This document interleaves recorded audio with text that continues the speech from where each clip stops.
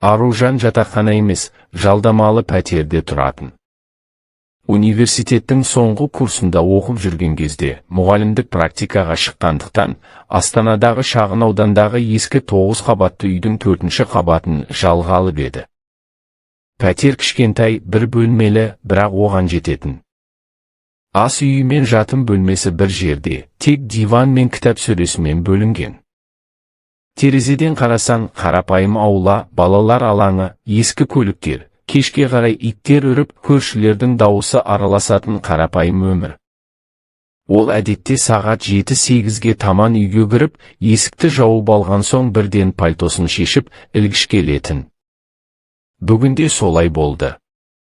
Пальтосының қалтасынан университеттегі тәжірибе күнделігі шықты. Бүгінгі сабақ жоспары, оқушылардың жауаптары, өзінің ойлары жазылған. Аружан 22 жаста, бойы орташа, ұзын қара шашты, көзі қоңыр, бетіне жеңіл күлкі үйірілетін қыз. Бірақ соңғы айларда шаршағаны байқалады, көз асты сәл қарайған, дауысы кейде баяу шығады.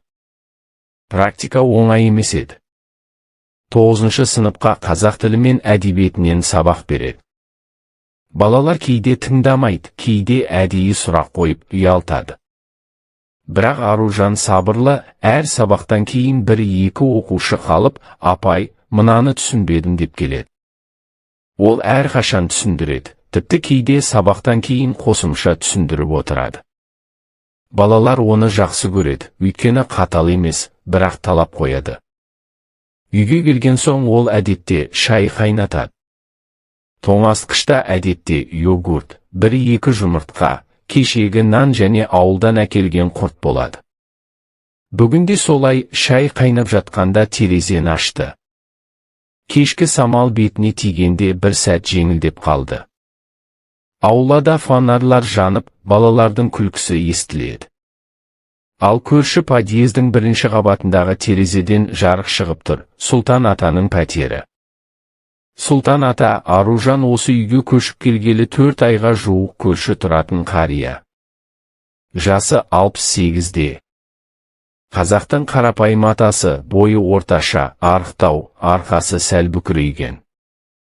Әрқашан ақ көйлек киеді, үстіне қара шалбар, басында немесе бөрік, немесе қыста құлақшын. Көзі нашар көреді, көзілдіріктің жақтауы ескі, бір жағы скотчпен жапсырылған. Дауысы қатты емес, бірақ анық, сөздері қарапайым. Аружан алғаш келгенде ата оны бірден байқап, қызым, қайдан келдің? деп сұраған. Содан бері қызым деп атайды. Кейде Аружан жан деп те шақырады. Алғашқы апталарда ата оған бір шелек алма келіп, мынаны же, базарда арзан болды деген. Кейіннен бір күні, қызым, мына қағазды оқып берші, көзім ауырып тұр деп коммуналдық төлем қағазын ұсынған. Аружан оқып берген, қанша төлеу керектігін түсіндіріп берген. Содан бері ата оны жиі шақыратын болды. Шам ауыстыруға, теледидардың түймесін табуға, кейде жай ғана шай ішіп әңгімелесуге. Аружан атаны жақсы көретін. Оның сөзінде бір түрлі шынайылық бар еді. Жасандылық жоқ. Кейде ата ескі күндерді есіне алып, біздің ауылда бәрі бір-біріне көмектесетін еді. Қазір бәрі телефонға қарап отыр деп қояды. Аружан үндемей тыңдайтын. Өйткені өзі де сол жалғыздықтың ішінде жүрген жастардың бірі еді. Ауылдағы ата-анасы алыста, достары көп емес, махаббат дегенді әлі кездестірмеген. Сол кеште Аружан шайын құйып алып, диванға отырды. Телефонды қолына алды, Инстаграмда достарының сторисін қарап отыр. Біреуі демалыста теңізде, екіншісі жаңа жігітімен суретке түскен. Аружан бір сәт іштей күрсінді де, телефонды қойып қойды. Терезеге қарады, Сұлтан атаның терезесі әлі жарық.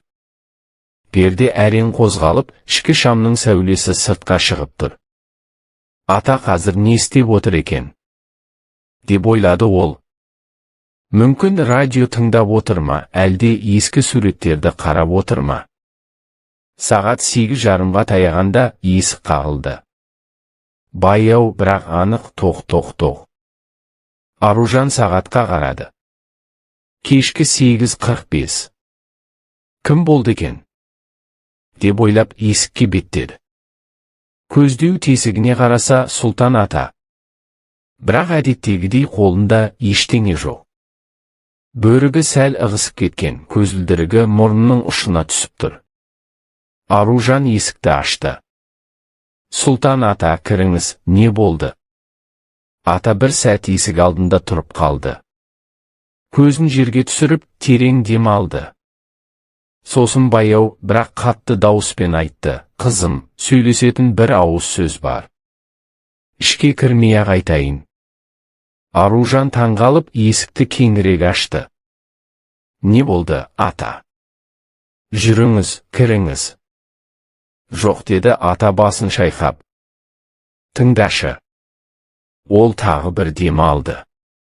Содан кейін көзін Аружанға тік қадап, сөзін бастады: менде үй бар. Басқа ешкімім жоқ. Балаларым шетелде, хабар алмайды. Мен өлсем, үй мемлекетке кетеді. Сен жалғызсың, мен де жалғызбын. Егер сен мені еркек ретінде риза қылсаң, мына үйді атыңа жазып беремін. Сөз аяқталғанда пәтердің ішінде тыныштық орнады. Тек терезеден енген самал ғана пердені сәл қозғап қойды. Аружан бір сәт тілі байланып қалды. Беті ысып, құлағы шыңылдап кетті. Миына не түсіп, не шыққанын өзі де білмеді.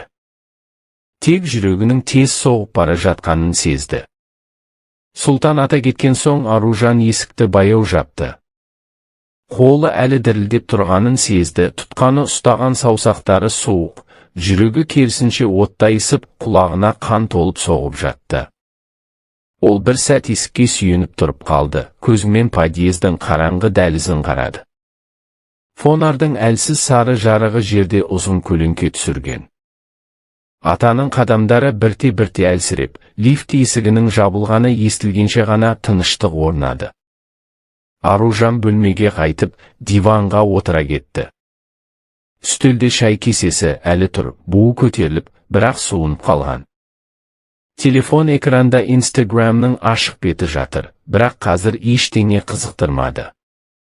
Ол телефонды қолына алды да бірден қойып қойды. Миында атаның сөздері қайта-қайта қайталанып тұр: егер сен мені еркек ретінде риза қылсаң, мына үйді атыңа жазып беремін.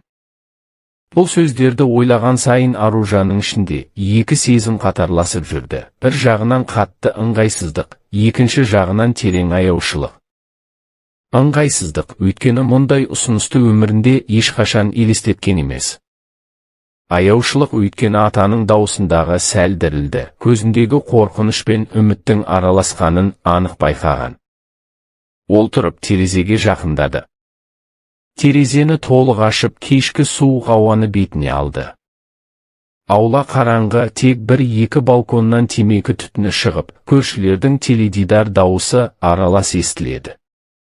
Сұлтан атаның терезесі әлі жарық. Перде арқылы шамның сары сәулесі сыртқа шығып тұр. Ата қазір не істеп отыр екен? Деп ойлады Аружан.